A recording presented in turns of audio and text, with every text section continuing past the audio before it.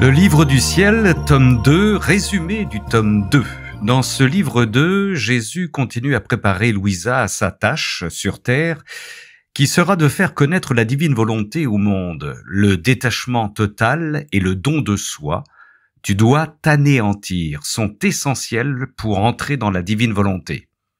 Dans ce volume, Louisa révèle sa répugnance à mettre ses expériences et les enseignements par écrit, mais elle le fait pour la sainte obéissance et parce que Jésus lui promet son assistance et sa lumière. Page 9.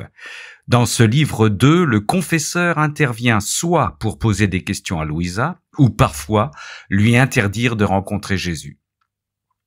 Petit 1, enseignement sur les vertus théologales. Jésus me montra son cœur contenant 3 globes de lumière qui n'en formèrent plus qu'un. Il me dit, ces 3 globes sont la foi, l'espérance et la charité que j'ai offert à l'humanité souffrante pour la rendre heureuse. Page 84.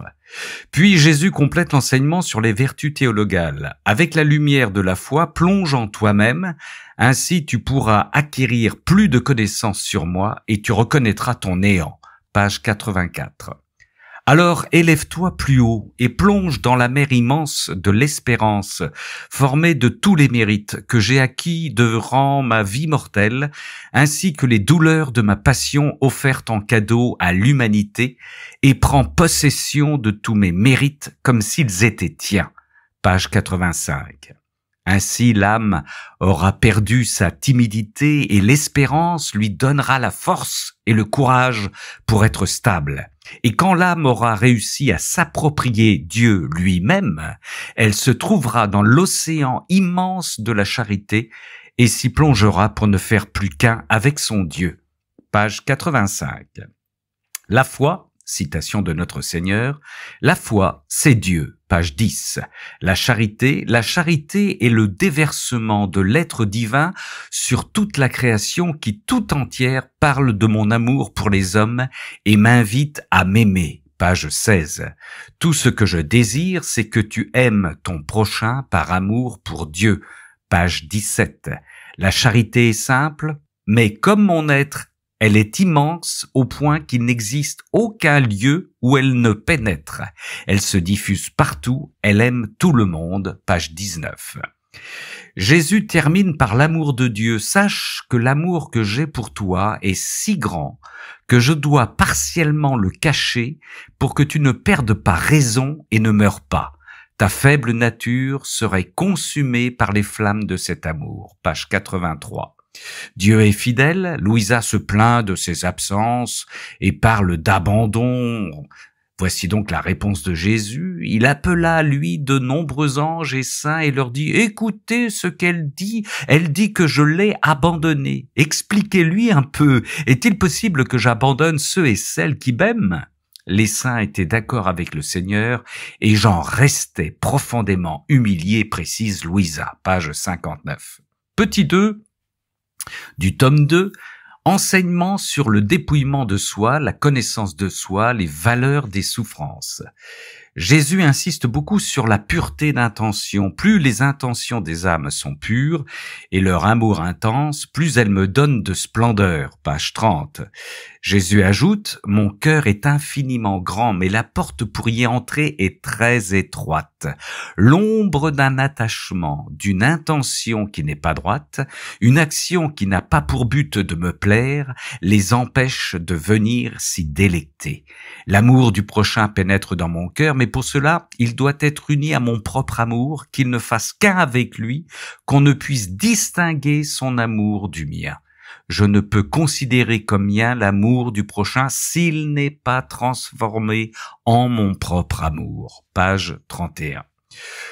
Tout ce que vous faites se rend au ciel. Vos pas, vos paroles, vos actions parviennent jusqu'à moi. Agissez avec pureté. Si vos actions sont faites pour moi, j'en fais mes délices. Pages 9 et 10. La connaissance de soi et de Dieu vont de pair. Plus tu te connais toi-même, plus tu connais Dieu. Page 39. Sur la souffrance, quand une âme dit c'est uniquement par amour pour toi que j'accepte cette souffrance, ce sont là les meilleurs soulagements pour moi. Page 83. Si on savait combien la souffrance est précieuse, on se ferait concurrence pour souffrir davantage. Mais cette science n'est pas reconnue et les hommes détestent ce qui pourrait les rendre plus riches pour l'éternité.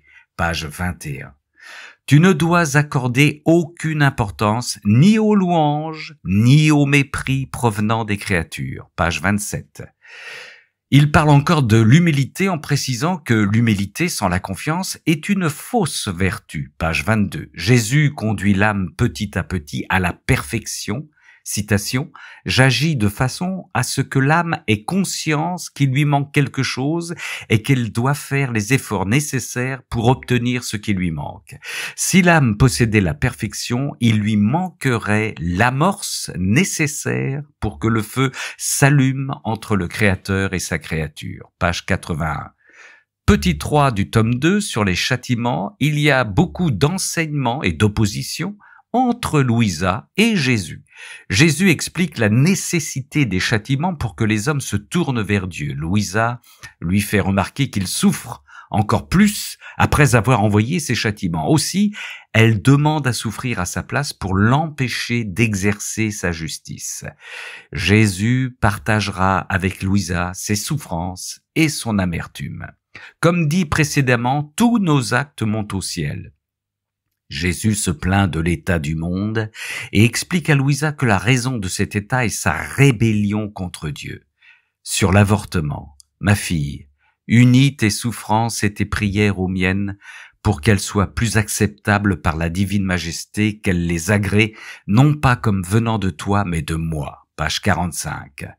Quand je pense à la situation actuelle, il faut beaucoup de priants dans la divine volonté pour réparer. Alors, sur la Vierge Marie, Jésus me dit « Mon royaume était dans le cœur de ma mère puisque son cœur n'a jamais connu la moindre agitation. J'ai pu établir en elle mon royaume de paix et y régner sans aucun obstacle. » Page 57. Ma fille, les délices et les grâces déversées en Marie étaient si grandes et si nombreuses que ce que je suis par nature, ma mère l'est devenue par grâce. Il n'y a rien de mon être que je ne lui ai communiqué. Par la vision abstraite, l'homme contemple Dieu, alors que par la vision intuitive, l'âme entre en Dieu et participe à l'être divin. Page 90-91. Sur les prêtres, les fidèles, les âmes dévotes. Jésus s'adresse au confesseur. Si tu t'immerges dans la foi, j'infuserai en ton cœur 3 joies spirituelles. La première, tu percevras clairement les choses de Dieu et en faisant des choses saintes, tu seras rempli d'allégresse et de joie. Deuxième, tu ressentiras indifférence à l'égard des choses du monde et joie pour les choses célestes. 3. Tu seras détaché de tout. Page 57. Jésus se plaint des âmes dévotes qui fixent leur attention sur des bagatelles sans le moindre regard sur Jésus et accaparent les heures à parler avec leur confesseur mais ne prennent pas de courageuses résolutions pour limiter ces futilités.